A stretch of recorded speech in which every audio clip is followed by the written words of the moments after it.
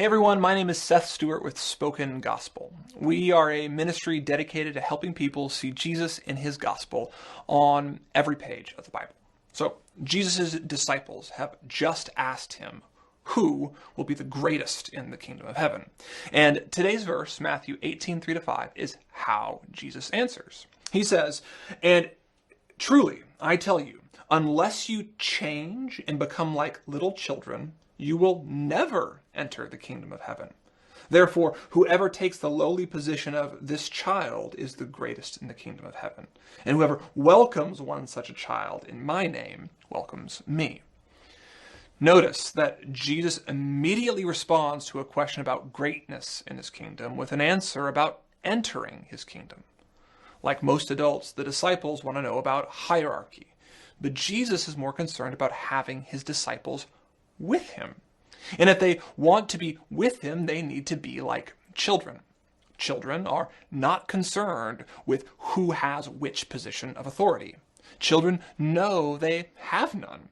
Children know they exist at the whim of their parents. Children know that what they need most isn't more power, but the loving welcome of a father who will bring them into his home. So if power is off the table, then the greatest in heaven are like children who humbly know everything comes from their father's hand. The greatest then are those who ask God for the most, because their father and king will always provide it. Becoming like a child is ultimately, though, becoming like Jesus. He is the child of God, who didn't concern himself with authority, but became humble and lowly on the cross. Jesus is the greatest in the kingdom because he knew his Father would give him life from the dead when he asked. Being a child is about being needy, dependent, and knowing who to ask for help. So, be encouraged today.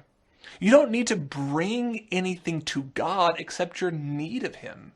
Greatness in God's kingdom isn't reserved for the few, but to all who, like children, humbly ask.